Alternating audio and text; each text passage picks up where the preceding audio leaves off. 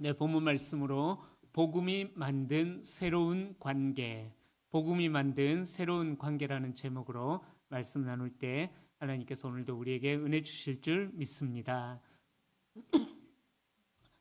지난주에는 수능생들을 위한 특별 기도회로 우리가 말씀을 빌레몬서를 하루 쉬고 건너뛰었었는데요.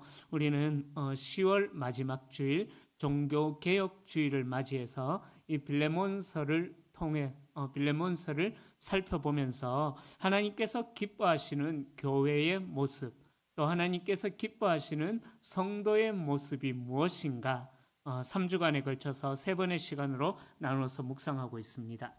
자, 첫 번째 시간에는 제목을 제가 그렇게 했어요. 사랑과 믿음으로 서로를 세우는 교회.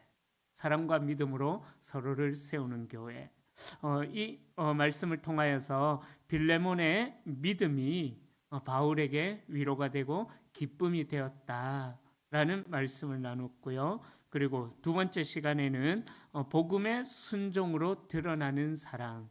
바울이 이제 도망갔던 빌레몬의 종 오네시모를 빌레몬이 받아들여라. 그래서 그리스도의 사랑을 성취할 것에 대하여서 말씀을 나눴습니다. 기억이 안 나시는 분들은 2주간의 설교가 금요기도회 유튜브에 잘 올라와 있습니다. 한 주 건너뛰어서 그 흐름이 끊어졌을 수도 있을 것 같은데요. 한번 돌아가셔가지고 우리 대구 성도교회 유튜브에서 금요기도회 탭에 금요기도회 탭에서 2주간 빌레몬서 말씀을 한 번 더 들어보시면 좋을 것 같습니다. 자, 오늘은 세 번째 시간으로 복음이 만든 새로운 관계가 얼마나 아름다운 관계인가, 어떻게 새로운 공동체를 형성할 수가 있었는가, 그것에 대해서 말씀을 나누려고 합니다. 자, 제가 종교개혁으로 말씀을 드렸는데요. 종교개혁은 기존의 제도, 교회의 불법적인 제도, 교황들의 어떤 부당한 권력에 대한 그런 제도에 대한 개혁을 하기 위하여서 종교개혁이 일어났습니다. 자, 그래서 이 종교개혁은 오직 말씀으로 돌아가자, 오직 하나님의 은혜다, 그 취지하에 말씀으로 돌아가는, 즉 본질로 돌아가자는 그런 개혁이 종교개혁의 취지였습니다. 그래서 세상은 개혁이라고 할 때 뭔가 좀 크고 위대하고 웅장하고 장엄한 이러한 변혁과 같은 것을 부르짖는데요. 변혁과 개혁은 완전히 다른 것입니다. 변혁은 기존에 있던 것들을 다 없애는 것이고요. 그러나 개혁은 기존에 있던 것들에서 다 처음으로 다시 본질로 돌아가자라는 것이 개혁이죠. 자, 그래서 하나님은 이 개혁의 역사들을 성경의 역사나 이 땅의 역사들을 통해서 나타내실 때 하나님께서는 어떠한 큰 일을 통해서도 하시기도 하시지만은, 그러나 대부분의 하나님께서 하나님의 사람들을 통해서 일으키셨던 개혁은 소수의 사람, 또 더 줄여서는 단 한 사람의 회복으로 인하여서 그 공동체의 개혁이 일어나고, 그 공동체가 개혁이 되어지니까 그 사회의 개혁이 일어나고, 그 사회가 개혁이 되어지니까 그 나라의 개혁이 일어나는, 모든 개혁은 소수의 한 사람으로부터 시작되어졌다는 것을 성경의 역사나 이 땅의 역사를 통해서 우리는 살펴볼 수가 있습니다. 즉 하나님께서는 그렇게 한 사람을 회복시키심으로 인해서 이 세상의 역사를 흔들고 계신다라는 것이죠. 그러기에 이 복음이라는 것은 단지 개인의 구원으로 끝나는 것이 아니라는 사실을 기억하셔야만 합니다. 복음은 관계의 회복, 공동체의 개혁, 새로운 질서의 탄생을 만들어내는 것입니다. 그동안 우리가 살펴본 빌레몬서는 한 장밖에 되지 않는 말씀이지만, 저도 빌레몬서를 두고 30여 년을 목회하면서 빌레몬서를 이렇게 시리즈로 설교했던 적은 없었던 것 같아요. 띄엄띄엄 하여튼 설교를 했었지만은 개혁적인 관점에서 이 빌레몬서를 제가 공부를 하다 보니까는 이게 참 그냥 흘려넘길 말씀이 아니구나라는 것을, 놀라운 삶의 변화를 일으키는 그런 강력한 서신이다라는 것을 빌레몬서를 공부하면서 이 짧은 한 장이 주는 의미를 깨닫게 되었습니다.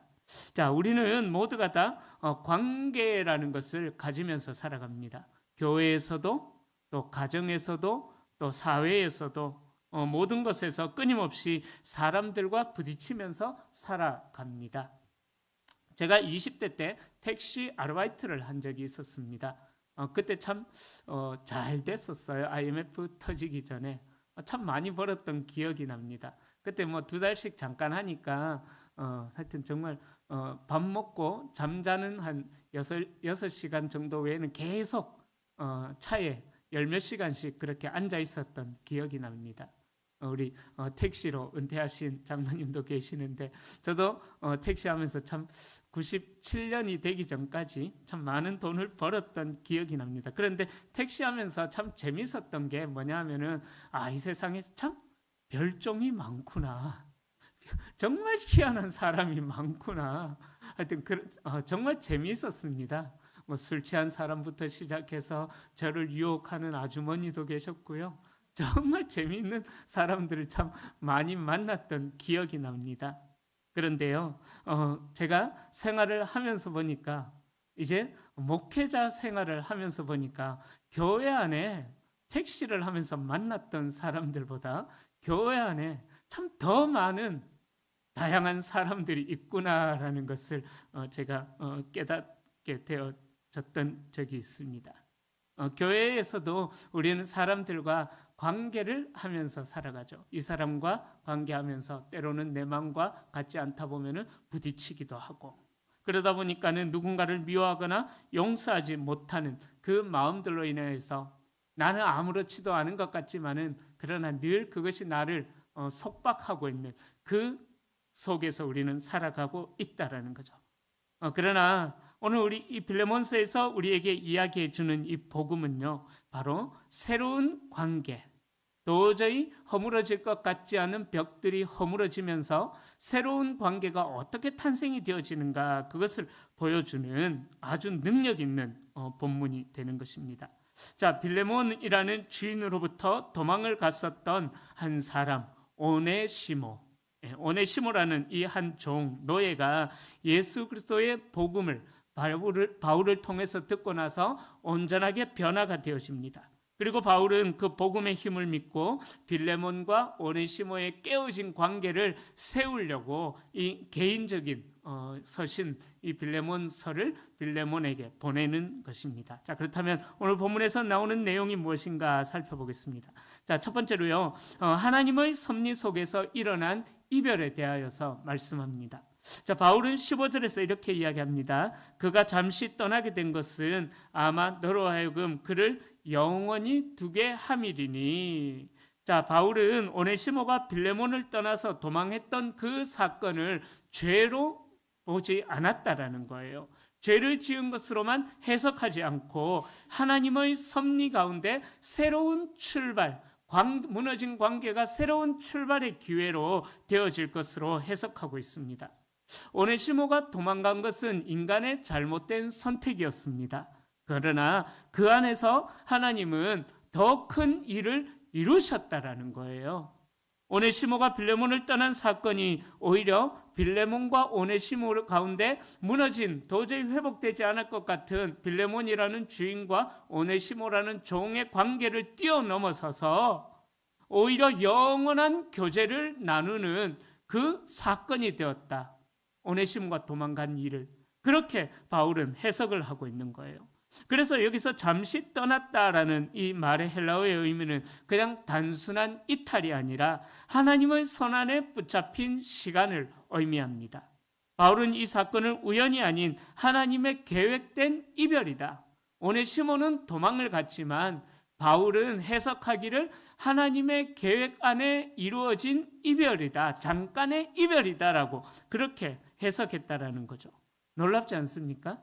인간의 시각으로 볼 때는 종놈이 주인에게 피해를 끼치고 도망간 거예요. 그런데 바울은 그 사건을 그냥 인간의 시각으로 해석을 한 게 아니라는 것입니다. 영적으로 그 사건을 해석했다라는 거예요. 복음으로 그 사건을 해석했다라는 거예요. 말씀으로 그 사건을 해석했다라는 것입니다. 그렇게 말씀으로 해석하니까 바울이 빌레몬과 오네시모를 바라보는 시각 자체가 완전히 달라지게 되었다라는 것입니다. 이전에는 오네시모가 어떤 자였냐면은 11절 말씀처럼 무익한 자였지만은, 종이 주인에게 피해를 끼치는 무익한 자였지만 이제는 유익한 자로 변화가 되어졌다라는 것을 이야기하고 있습니다.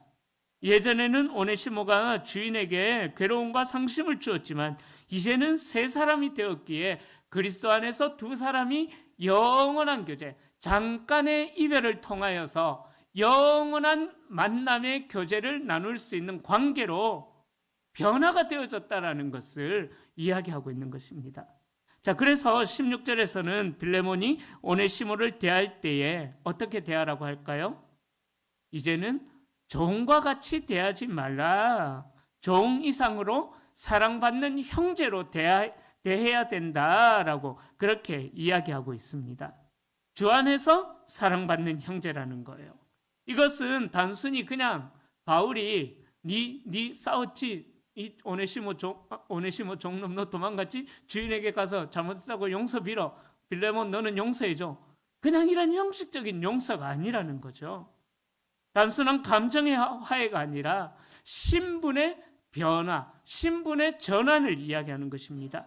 그리스도 안에서 사회적인 신분이 아니라 영적인 형제로서 새로운 관계가 세워졌다라는 것을 의미합니다. 사랑하는 성도 여러분, 이것이 바로 복음이 만들어내는 새로운 능력이라는 것입니다. 여기서 바울은 당시 사회 질서를 완전히 뒤흔드는 선언을 하고 있습니다. 노예제가 인정이 되었던 그 당시 사회 분위기 속에서 주인과 종의 관계는 마치 사람과 물건의 관계였어요. 주인이 종을 죽여도 아무도 죄를 묻지 않는 그런 문화가 있었습니다. 하지만 그런 절대적인 문화가 있었음에도 불구하고 바울은 복음이 끼치는 영향력, 복음이 끼치는 그 영향력으로 모든 무너지지 않는 경계를 무너뜨려 버렸다라는 사실입니다.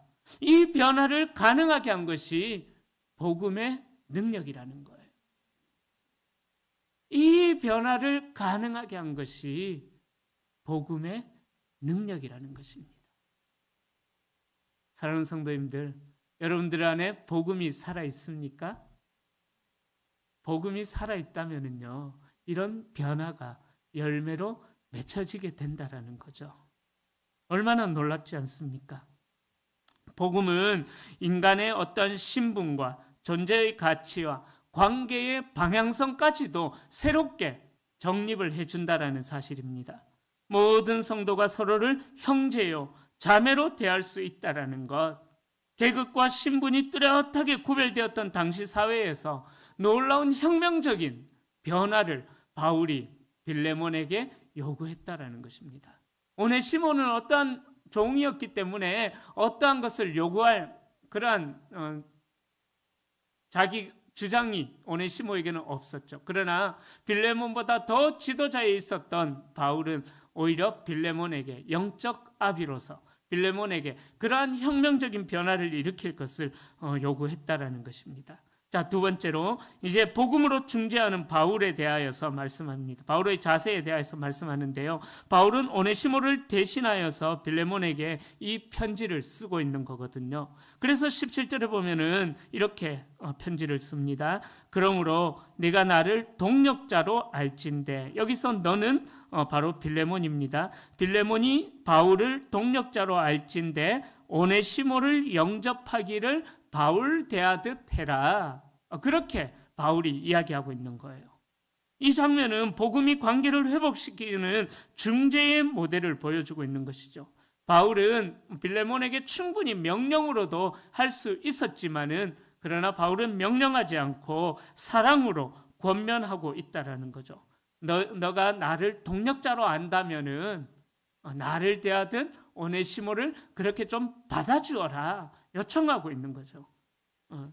이 말 속에는 복음으로 관계를 재정의해야 된다라는 것을 이야기하고 있습니다. 또한 바울은 오네시모의 잘못을 절대로 부인하지는 않습니다. 오히려 인정한다고 18절에서 말씀합니다. 그가 내게 불의를 하였거나 네게 빚진 것이 있으면 그것을 내 앞으로 계산하라.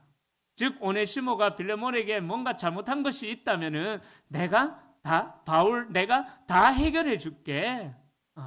그렇게 바울은 중재하고 있다라는 거죠. 바울은 관계의 화해를 위하여서 자신이 대가를 대신 지불하려고 하고 있는 것입니다. 내가 갚겠다, 내 앞으로 계산해라, 이 말은요 단순한 보증이 아니라 예수 그리스도의 어떤 대속적 사랑, 복음이 맺어주는 그 사랑을 이야기하고 있는 것입니다. 예수께서 우리의 죄를 대신해서 십자가를 지신 것처럼 바울은 오네시모의 빛을 대신 짊어지겠다라고 선언했던 것입니다.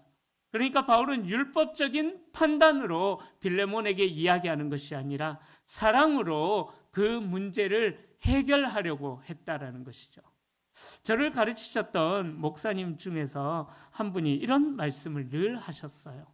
사랑할 시간도 없는데 어찌 미움을. 사랑할 시간도 없는데 어찌 미움을. 그 목사님 방 입구에 가면은요, 문 앞에 가면은 그게 하여튼 팻말에 적혀져 있어요. 사랑할 시간도 없는데 어찌 미움을 점점점점. 정말 사랑이 풍성하신 목사님으로 제가 기억하고 있습니다. 정말 존경스럽습니다. 사랑하는 성도님들, 바로 교회는 이런 사랑의 중보적인 공동체가 되어야만 하는 것입니다. 교회 안에서는 비난과 정죄가 아니라 복음으로 서로를 세워주고 복음으로 서로를 용서하고 복음으로 서로의 짐을 대신 져주는 이러한 공동체가 우리 교회 공동체가 되어야 된다는 거예요. 이것이 세상과 교회의 다른 점이 되는 것입니다. 우리 주님께서는 그래서 말씀하셨죠. 너가 너를 좋아하는 사람만 사랑한다면은 세상과 다를 것이 뭐가 있느냐? 그러기에 너는 내 원수를 내 몸과 같이 사랑해야 된다라고 주님께서도 말씀하셨지 않습니까? 그러니까 우리가 누군가의 실수나 또 아픔과 또 죄악을 끌어내리는 대신에 그의 미래를, 그가 복음으로 변화가 되어져서 바뀌어지고 그가 하나님의 사람으로 살아갈 수 있도록 그의 미래를 함께 짐을 지고 나아가는 사람이 있을 때에, 그 성도들이 교회 안에 가득할 때에 교회는 하나님께서 기뻐하시는 공동체가 된다라는 거예요. 창세기에 보면은 노아의 아들들이, 노아의 아버지 노아가 홍수 후에 큰 실수를 하게 됩니다. 포도 농사가 대박이 터졌어요. 그래서 이 노아가 포도주에 취해가지고 빨가벗고 그냥 들어눕고 자고 있었어요. 그때 세 아들 중에서 한 아들, 가나안은 그 아비의 허물을 보고 밖에 나가서 떠벌리고 그 아비의 수치를 드러냈습니다.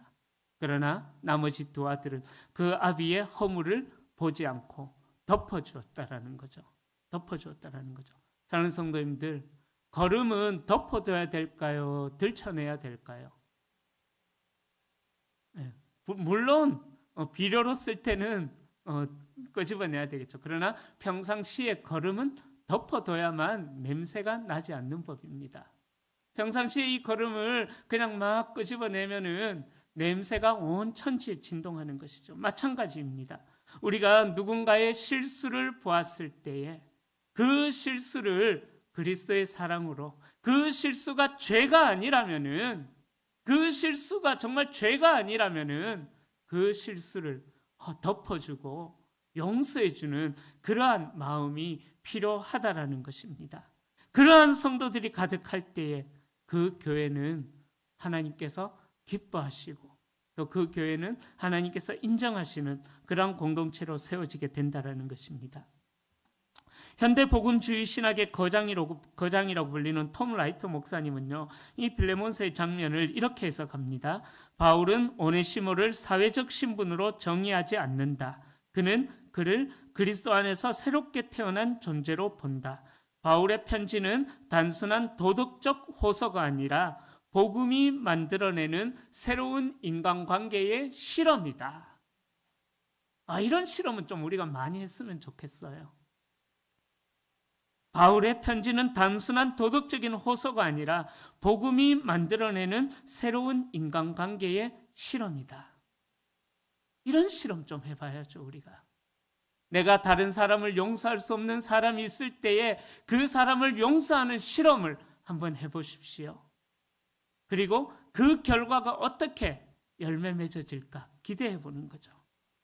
사람들은 피부색이나 성별이나 학력이나 출신 지역에 따라 서로를 차별하고 나누려는 그러한 경향이 있습니다. 요즘 이 세상이 그렇죠. 그래서 세상에서 이러한 차별 때문에 절망한 사람들이 우리 주변에도 너무나 많이 있습니다.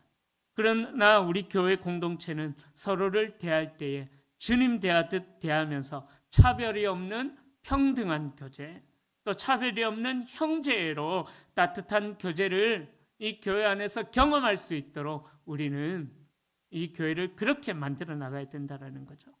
바울이 낮은 신분 출신인 오네시모를 형제로 인정했던 것처럼 우리 역시 교회에서 만나는 성도님들을 세상의 편견이나 잣대로 판단하는 것이 아니라 우리가 말씀을 통해 배운 대로 복음이 우리에게 가르친 대로 서로를 형제로 서로를 자매로 받아들이면서 편견 없이 대할 때에 우리 모두를 자녀 삼아주신 하나님이 영광 받으시게 된다라는 사실입니다. 자, 마지막 세 번째로 복음은 자발적인 사랑의 순종을 이끌어냅니다. 20절에서 바울은 이렇게 이야기합니다. 오 형제여, 나로 주 안에서 너로 말미암아 기쁨을 얻게 하고 내 마음이 그리스도 안에서 평안하게 하라. 자, 바울은 계속해서 명령하지 않고 사랑으로 요청하고 있습니다. 그런데 그의 요청에 강제적인 언어가 없죠. 그 대신에 기쁨과 평안이라는 단어가 있습니다. 빌레몬이 오네시모를 용서하는 그 순간 바울의 마음뿐만 아니라 또 성도들의 마음뿐만 아니라 하나님께서 기뻐하신다라는 사실입니다. 사랑하는 성도님들, 복음은요, 사람을 억지로 변화시키지 않습니다. 복음은 자발적인 순종을 이끌어낸다라는 거죠. 하나님의 사랑을 깊이 경험한 사람들만이 다른 사람들을 용서하고 다른 사람들을 사랑할 수가 있다는 것입니다. 독일의 보네포 목사님, 그 나치 시절에 보네포 목사님은 이렇게 말씀합니다. 자신이 꿈꾸는 이상적인 공동체를 더 사랑하는 사람은 실제의 공동체를 파괴하게 된다. 다시요. 자신이 꿈꾸는 이상적인 공동체를 더 사랑하는 사람은 현재의 공동체, 실제의 공동체를 파괴하게 된다. 놀라운 말이지 않습니까? 이상적인 공동체를 이루기 위하여서 지금 현재에 무너지지 않는 벽으로 세워진 그 공동체를 깨뜨려버리고 파괴해버린다라는 거예요. 왜? 이상적인 공동체를 세워나가기 위하여서 그렇게 한다라는 거죠. 빌레몬이 오네시모를 용서하고 받아들이라는 바울의 편지는 빌레몬에게는 받아들일 수 없는, 또 감정적으로는 분노를 일으킬 수밖에 없는 그러한 편지였을 수도 있습니다. 그러나 이 복음은 빌레몬으로 하여금 용서의 자리로 부르고 있다는 것입니다. 그러기에 하나님이 기뻐하시는 교회는요, 어떤 환상 속에 있는 교회, 이상적인 교회가 하나님이 기뻐하시는 교회가 아닙니다.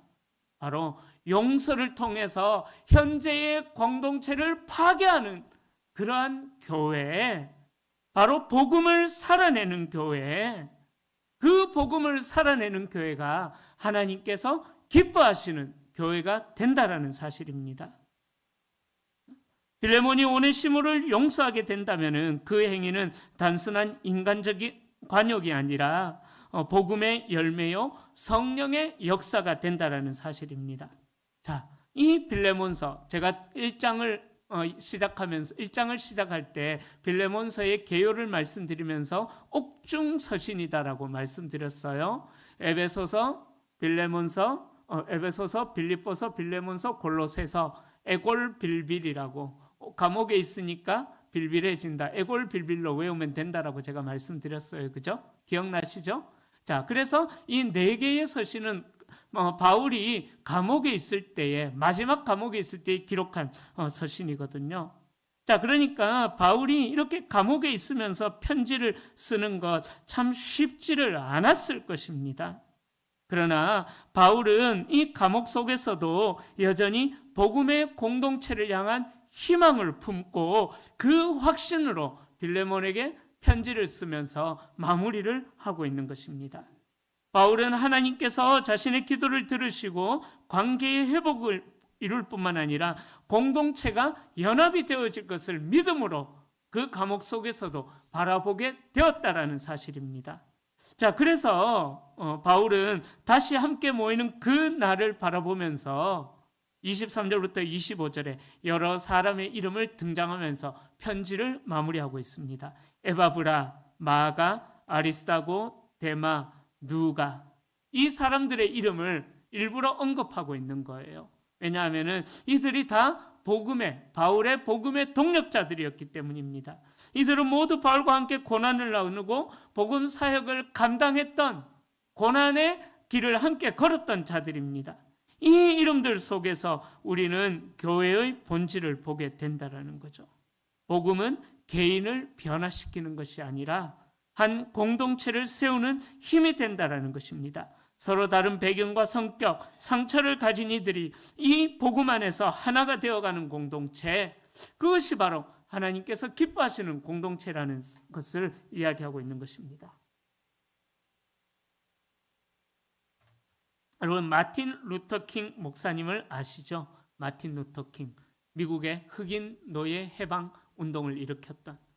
자, 이 마틴 루터 킹 목사님이 1963년 8월 28일 워싱턴 DC 링컨 기념관 앞에서 이렇게 수십만 명의 군중 앞에서 I have a dream이라는 설교를 하게 됩니다. 그때 이 킹 목사님은 이렇게 외쳤습니다. 나에게는 꿈이 있습니다. 이 흑인 목사님이었거든요. 이 I have a dream이라는 설교 하면서 이렇게 외쳤어요. 나에게는 꿈이 있습니다. 조지아의 붉은 언덕 위에서 옛 노예의 아들들과 옛 주인의 아들들이 함께 모여서 형제애의 식탁에 함께 앉게 될 그날을 꿈꿉니다. 노예의 아들들과 주인의 아들들이 함께 모여서, 그 당시 때는 그러지는 못했지만 그러나 언젠가는 노예의 아들들과 주인의 아들들이 함께 식탁에 모여 앉아서 겸상하며 교제를 나누는 그 날을 꿈꾼다 라는 I have a dream이라는 설교를 했습니다. 이 킹 목사님의 꿈은 단순히 인종차별의 철폐가 아니라 복음이 이루어내는 화해의 비전이었다라는 거예요. 억압하던 자와 억눌림을 받던 자들, 주인과 노예들, 가해자와 피해자들이 그리스도 안에서 한 형제가 되는 세상, 그것이 마틴 루터 킹 목사님이 본 하나님의 나라였다라는 것입니다. 그래서 마틴 루터 킹 목사가 외친 형제애의 식탁은 오늘 본문에 등장하는 바울, 빌레몬, 오네시모의 관계와도 같은 것입니다. 구약의 선지자 이사야도 같은 꿈을 꾸었습니다. 이사야가 말하고 꿈꾸었던 사자와 어린 양이 함께 뛰어노는 그 평화의 나라, 사자와 어린 양이 함께 뛰어노는 그 평화의 나라, 어린이가 독사굴에 손을 넣어도 물리지 않는 그 평화의 나라, 사자와 같은 사람들이, 사자와 같은 강한 사람들이 자신의 먹거리가 될 수 있는 연약한 사람들을 품어주는 나라, 그 사람들과 함께 더불어 살아가는 나라, 강한 자들이 연약한 자들을 보호해주고 존중할 수 있는 나라, 저는 그러한 나라를 한번 꿈꿔봅니다. 더 큰 부와 권력을 누리기 위해서 연약한 자들을 착취하는 약육강식의 사회가 아니라 우리가 꿈꾸는 평화의 나라, 이사야가 꿈꾸고 마틴 루터 킹 목사님이 꿈꾸고 오늘 본문에 바울이 꿈꾸었던 그 평화의 나라를 오늘 말씀을 통하여서 우리도 함께 꿈을 꿀 수 있기를 축원합니다. 약육강식이 당연시되는 사회에서 강한 자들이 좀 절제하면서 연약한 자들을 섬기는 나라. 저는 이 빌레몬서를 묵상하면서 그리고 마무리하면서 우리가 이런 나라를 우리 교회 안에서만이라도 이런 공동체를 좀 세워나가야 될 것이 아닌가, 저는 여러분들에게 도전을 드립니다. 이제 말씀을 마무리합니다. 사랑하는 성도님들, 이 빌레몬서가 이야기하는 것은요, 서로를 하나님의 형상대로 지음받은 존재라는 것을 기억하고, 그래서 서로를 향한 존중과 서로를 향한 섬김으로 나타나는 평화의 나라, 평화의 공동체를 세워가야 될 것을 이 빌레몬서가 또 바울이 이야기하고 있는 것입니다. 온갖 차별이 가득한 현실 속에서 우리는 모두가 다 하나님의 형상을 따라 지음받은 존재다라는 사실을 기억하십시오. 나와 다르지만 그 또한 하나님의 형상으로 지음받은 존재다라는 사실을 기억하고 서로가 서로를 좀 존중히 여겨주며 귀하게 여겨주며, 비록 허물이 있어요, 실수가 있어요, 이해가 되어지지 않아요. 그래도 복음은 그 사람을 품고 그 사람을 용납해주고 그 사람을 안아주는 거예요. 그리스도의 피로 하나 된 자들이 더 이상 나와 너로 구분되지 않는 그러한 공동체, 그것이 바로 하나님께서 기뻐하시는 교회의 모습입니다. 종교개혁의 계절을 맞이하여서 우리가 정말 소망하는 개혁이 무엇입니까? 여러분들께서 소망하시는 개혁은 과연 무엇입니까? 사랑하는 성도님들, 복음은요, 인간의 관계를 새롭게 합니다. 오네시모가 주인 빌레몬에게 돌아가는 길은 정말 두려움의 길이었을 것입니다. 그러나 이미 빌레몬에게는 바울의 편지로 인하여서 그 마음에 그 도망갔던 종 오네시모를 받아들이겠다라는 결단이 있었을 것입니다. 그러기에 이 빌레몬에게 돌아가는 길은 단순한 사회적인 귀환이 아니라 복음의 여정이다라는 거예요. 그는 더 이상 노예가 아니라 그는 사랑받는 형제로, 노예가 아니에요. 사랑받는 형제로 이제 공동체로 돌아가는 것입니다. 바라기는 오늘 우리의 교회가, 또 우리의 가정이, 또 여러분들이 속한 모든 공동체가 이 복음의 화해를 실천하는 자리가 되기를 소망합니다. 누군가를 향한 미움이 있다면은 복음으로 풀어내십시오. 누군가를 향한 원망이 있다면은 사랑으로 풀어내십시오. 억울함이 있다면은 복음으로 풀어내십시오. 그때 하나님께서 기뻐하시는 교회, 우리 대구성도교회가 복음으로 세워진 교회가 될 것입니다.